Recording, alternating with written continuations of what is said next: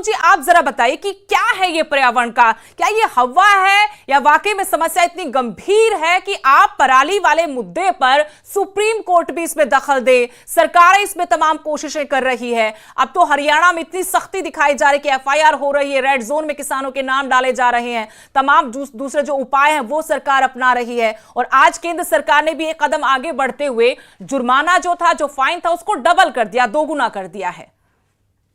सुदेश जी, मेरे को कई बार बहुत अफसोस होता है। क्रॉपिंग पैटर्न किसने डिसाइड किया कि आप कौन सी फसल कब बोएंगे, कौन सी फसल कब बोएंगे? पंजाब प्रिजर्वेशन ऑफ सब soil and ground water act 2009 किसने बनाया? जब आपने एक्ट बना दिया, आपने क्रॉपिंग पैटर्न बना दिया, क्या आपने किसी किसान से पूछा कि आपको कितना समय एक क्रॉप से दूसरी क्रॉप में शिफ्ट करने को चाहिए? आपने अक्टूबर में आपने बोल दिया कि अक्टूबर में आप पैडी हार्वेस्ट करेंगे और नवंबर तक आप उसमें वीट लगा, जो भी क्रॉप लगानी लगाएंगे।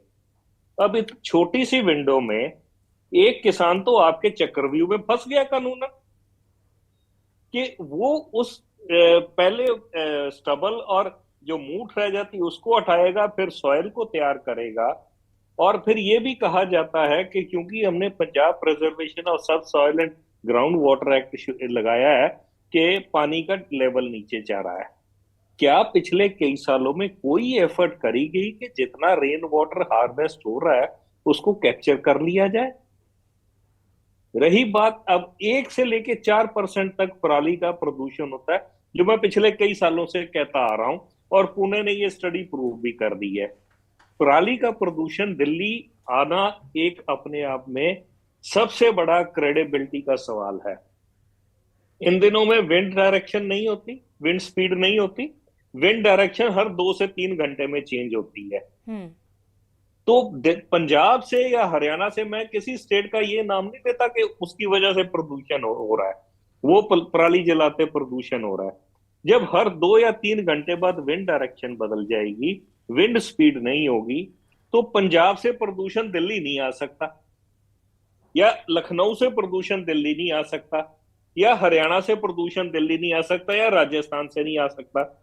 मैं अभी देख रहा था, चंडीगढ़ इस टाइम पे 136 है AQI, जयपुर का 156 के आसपास है, लखनऊ का 150 के आसपास है, नोएडा और दिल्ली का ज्यादा है। क्या वजह है इसकी? अगर आप पिछले कुछ सालों का रिकॉर्ड उठा के देख लें, दिल्ली में हर 1 घंटे में 3 पेड़ कटे हैं। और हमने किया क्या है, पूरी दिल्ली को कॉन्क्रीटाइज कर दिया है। जब दिल्ली को हम कॉन्क्रीटाइज करेंगे, पेड़ नहीं बचेंगे, तो वो फिल्टर कहां जाएगा आपका? ये पेड़ नेचुरल फिल्टर का काम करते हैं। मैं हाईवे पे जाता था 2004 तक, जब मैं ट्रेवल करता था पंजाब हरियाणा की तरफ, हेडलाइट जब आप रात को जलाते थे तो आपको पत्तों की हरी सी आर्क नजर आती थी। आज हाईवे सारे बैरन है, कहीं भी मेरी लड़ाई चल रही है, दोनों हाईवे के दोनों तरफ 30 मीटर मैंडेटरी ग्रीन बेल्ट होनी चाहिए, जिसपे के आज ढाबे बने हुए हैं। तो ये भी मेरा एक मैटर चल रहा है। तो कुल मिला के मेरा ब्यूरोक्रेट से ये सवाल है, कानून तो आप बनाओ,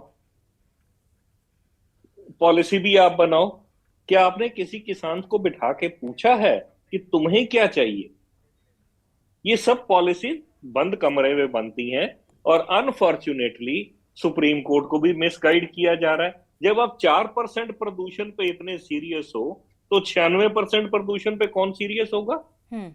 एग्जाम्पल आपको मैं देता हूं, एयरपोर्ट दिल्ली का प्रदूषण जो है, वो पिछले 2011 से लेके 21 तक का डाटा मेरे पास है। 2019 में दिल्ली एयरपोर्ट के ऊपर जो है, जुलाई में, जबकि कुछ नहीं होता, सब कुछ कंस्ट्रक्शन भी चल रही थी, तो PM10 जो था 8,890 था। अब मैंने इनसे डाटा मांगा कि मेरे को 22-23 का डाटा दे दो प्रदूषण का। ये कहते जी हमने मॉनिटरिंग स्टेशन ही बंद कर दिया। सारे सिटीज में पूरे, अगर आप नॉर्थ में देखो तो कितने थर्मल पावर प्लांट है? क्या आपने किसी थर्मल पावर प्लांट का प्रदूषण असेस किया आज तक? सर्दियों में प्रदूषण जो है, अब आपको एक और छोटी सी एग्जांपल देता हूँ। गाड़ी का साइलेंसर आपका 2 से 2.5 फीट होता है ऊंचा जमीन से। उसमें इतनी फोर्स नहीं होती कि उसका धुआं जो है 100 फीट ऊंचा चला जाए। इन दिनों में क्या होता है, मॉइस्चर होता है हवा में, विंड स्पीड होती नहीं है। जो आपके थर्मल पावर की जो चिमनी बहुत ऊंची होती है, उसका पोल्यूशन फोर्स से और ऊपर जाएगा। वो जब पोल्यूशन मॉइस्चर के साथ मिलता है तो वो नीचे आता है, जिसको हम स्मॉग बोल देते हैं। जी। उसको कौन चेक कर रहा है? और रही बात दिल्ली की, अगर दिल्ली में मैं कॉन्सेंट्रेट करूं या चंडीगढ़ भी कॉन्सेंट्रेट करूं या मैं मोहाली भी देखूं, तो कूड़े के पहाड़ वहां भी बन रहे हैं। आप उन कूड़े के पहाड़ों का पोल्यूशन कौन मॉनिटर कर रहा है? तो मतलब आप एक सॉफ्ट टारगेट ढूंढते हो जो ऑर्गेनाइज नहीं है। उस सॉफ्ट टारगेट को आप जो है पकड़ो, पीटो और उससे उसको जिम्मेवार ठहरा दो। क्यों? यानी जो किसानों के ऊपर ये फैसले लिए जा रहे हैं, या आपकी अगर भाषा में या किसानों की भाषा में मैं कहूं कि थोपे जा रहे हैं, तो ये ज्यादती है उनके साथ। और पहलू है, उन पर ध्यान नहीं दे रही है सरकार। और खुद आपने कहा सुप्रीम कोर्ट को भी बरगलाया जा रहा है, वहां पर तो एक्सपर्ट्स हैं। अब सुप्रीम कोर्ट के पास तो सारे संसाधन है कि वो रिपोर्ट मांग सकती किसी से भी, तो वहां पर एक अच्छी गाइडलाइन हो सकती थी। रिपोर्ट कौन देगा? रिपोर्ट तो वही ब्यूरोक्रेट बैठ के बनाएगा। अब आईआईटी कानपुर की एग्जांपल मैं देता हूं और सीएसआईआर नीरी की एग्जांपल देता हूं, मेरे पास इन राइटिंग है। आईआईटी एमओईएफ का मैनुअल कहता है कि एविएशन पोल्यूट करती है और 10 किलोमीटर के रेडियस में पोल्यूट करती है। आईआईटी कानपुर के professor doctor Mukesh Sharma report में लिखते हैं कि पोल्यूशन नहीं होता एविएशन से। मैंने उनसे पूछा कि आप ये बताइए, आपने ये लिखा कैसे? उसका जवाब कोई नहीं। मैंने CAQM जो commission for air quality management है, उनको मैंने सारा डाटा भेजा। मैंने कहा ये पोल्यूशन के सोर्सेज हैं, आप बताओ आप क्या कर रहे हैं। आज तक कोई जवाब नहीं आया। तो मतलब रिपोर्टें जो है ना, ये सब टेलर मेड है, इन पे मेरा कोई विश्वास नहीं है। आप किसी तरह की रिपोर्ट किसी भी आईआईटी से, आईआईटी रुड़की ने डीडीए की फेवर में रिपोर्ट दी है, जबकि ग्राउंड रियलिटी उन्होंने नहीं चेक करी। तो रिपोर्टें जो है ना, ये बैठ के तो वो ही बनाते हैं जिन्होंने कानून बनाए हैं। अपने अगेंस्ट कौन देगा रिपोर्ट? आप मेरे को बताइए। दिल्ली के अगर आप अभी CPCB की वेबसाइट पे जाइए, कंपेरेबल डाटा का लिंक क्लिक करिएगा, किसी भी स्टेशन पे क्लिक कर दीजिए आप। 2006 से लेके 2017 तक का इनके पास डाटा नहीं है। क्यों नहीं है? तो मतलब आप ये देखो कि जो एजेंसीज जिनको देश के लिए काम करना है, वो देश के लिए काम नहीं कर रहे। मैं इस टाइम किसान की बात नहीं करता, एज अ नेशन बात करता हूं। हम सब बैठे हैं, हम सब इस नेशन के बाशिंदे हैं। जिन लोगों ने सौगंध खाई थी कॉन्स्टिट्यूशन की कि हम कॉन्स्टिट्यूशन को फॉलो करेंगे, आर्टिकल 48 को फॉलो करेंगे, आर्टिकल 51 को फॉलो करेंगे, उन्होंने कूड़े में डाल दिया। तो हम किसके लिए कर रहे हैं ये सब कुछ?